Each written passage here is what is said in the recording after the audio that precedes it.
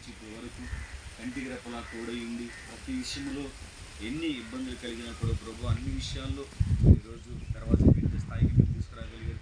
అందుని బట్టి నీకు లెక్కలేని స్తోత్రాలు చెల్లిస్తున్నాను ప్రభు. తండ్రికి, కుమారునికి, పరిశుద్ధాత్మ నామములు ఈ దర్వాజను దీవించండి.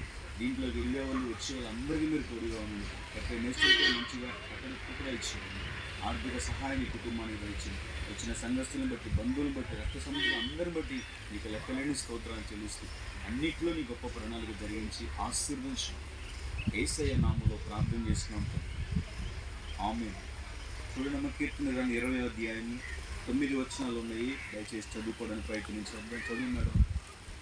ఆపత్కాలమందు యెహోవా నీకు ఉత్తరమిచ్చునుగాక. యాకోబు దేవుని నామము నిన్ను ఉద్ధరించునుగాక. పరిశుద్ధ స్థలములో నుండి ఆయన నీకు సహాయం చేయునుగాక. సియోనులో నుండి నిన్ను ఆదుకొనుగాక. ఆయన